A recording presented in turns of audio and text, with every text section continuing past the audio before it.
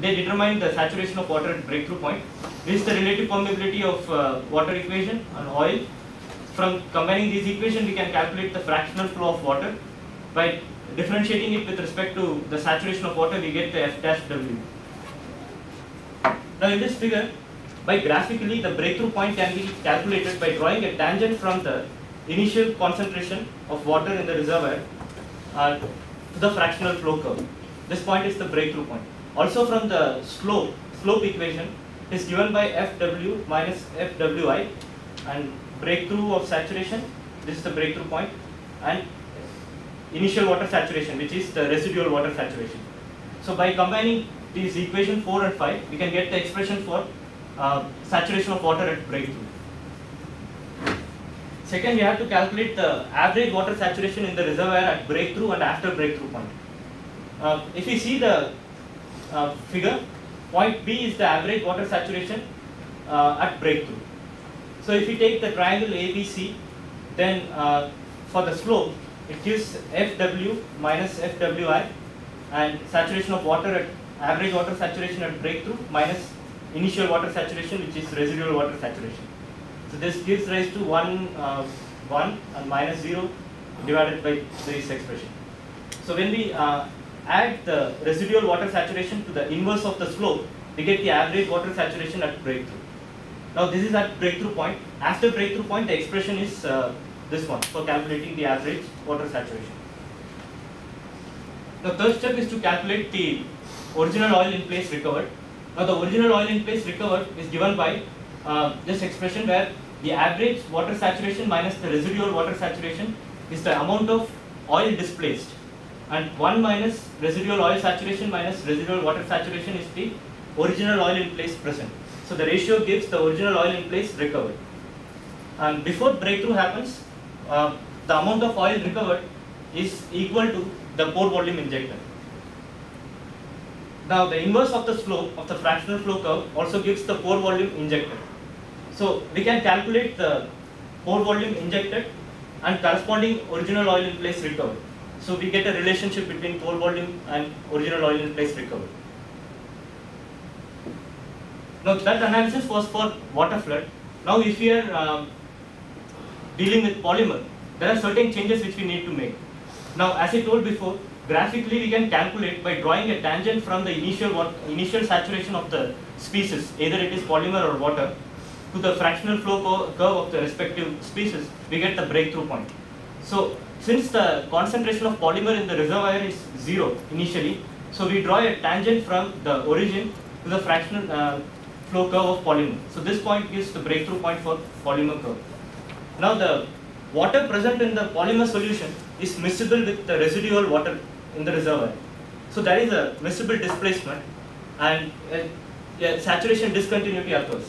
So the water breakthrough first at point A, then we get an oil bank, and then this is the polymer breakthrough point.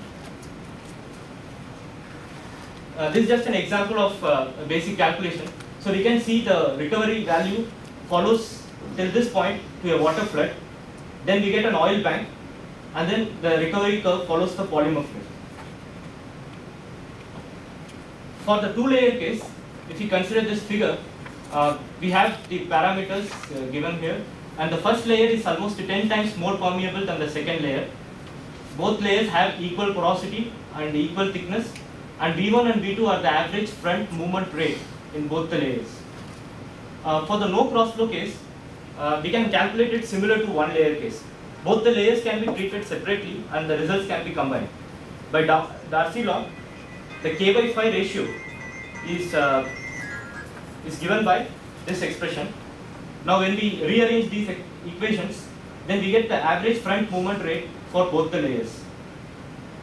The pore volume in layer 2 and pore volume in layer 1, the ratio is proportional to the average front movement rate. So we can calculate the pore volume in layer 2 using this equation for average front movement. And also the corresponding original oil in place can be recovered. For the free cross flow case, we have to consider the concept of vertical equilibrium for calculating the average front movement. So using this average front movement, similarly the pore volume can be calculated and the original oil in place can be calculated. All of the figures basically give the following information. This example shows 1000 centipoise oil being displaced by 10 centipoise polymer for the base case. The x-axis gives the pore volume of polymer or water injected, and y-axis gives the original oil in place recovered. SORW is the residual oil saturation for water flood, and the residual oil saturation for water flood remains constant because water flood is not able to change the residual oil saturation. And SORP is the residual oil saturation for the polymer flood. Now the black solid line, it gives the recovery result for 1 centipoise water flood, and 4 cases were considered: no reduction, 20% reduction, 60% reduction, and 100% reduction. The violet line gives the result for no reduction, blue line for 20% reduction, green for 60% reduction, and 100% reduction is shown by the yellow line. And 100% reduction means there is no oil left in the reservoir. So, effect of residual oil saturation reduction on oil recovery for one layer. The base case, there is significant effect of residual oil saturation reduction on oil recovery, and favorable displacements display more effect when compared with unfavorable displacement. These observations can be seen in this plot. Top figure gives the result for 1000 centipoise oil displaced by 10 centipoise polymer, which is an unfavorable displacement, and bottom figure shows 1000 centipoise oil displaced by 1000 centipoise polymer, which is a favorable displacement. Now we can see there is a significant increase in oil recovery between the violet and the yellow line, which are the extreme cases. In both the cases, either it is favorable or unfavorable. But for unfavorable cases, the effect is more as compared to, for the favorable cases, the effect is more as compared to the unfavorable cases. For the north slope case, there is less difference due to residual oil saturation reduction on oil recovery compared to the base case. Now this figure again shows, the top figure shows the unfavorable displacement given by 1000 centipoise oil being displaced by 10 centipoise polymer for the north slope case, and bottom one shows the favorable displacement given by 1000 centipoise oil displaced by 1000 centipoise polymer.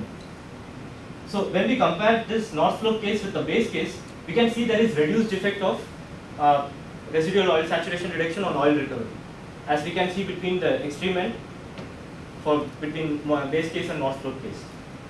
It can be noted that the residual oil saturation reduction available for displacement in north slope case was less as compared to that available in base case, which was 0.3 for the base case and 0.12 for north slope case.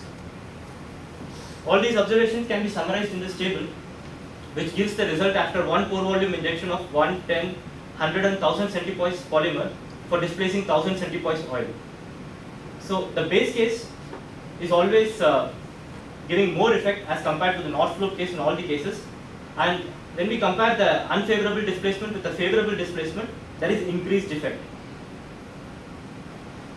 Now what is the effect of residual oil saturation reduction on oil recovery for heterogeneous systems? So if we consider two-layer system with a permeability ratio of 10, having equal thickness and equal porosity, there is effect of residual oil saturation, it goes down as compared to one layer case. And favorable displacements increase the effect of residual oil saturation reduction on oil recovery for free flow, cross flow cases more than no cross flow cases.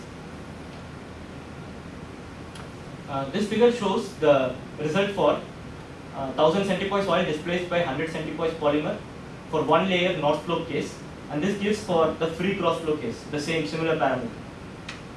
So we can see there is reduced effect when the system becomes more heterogeneous as compared to a homogeneous system. This is for the free cross flow.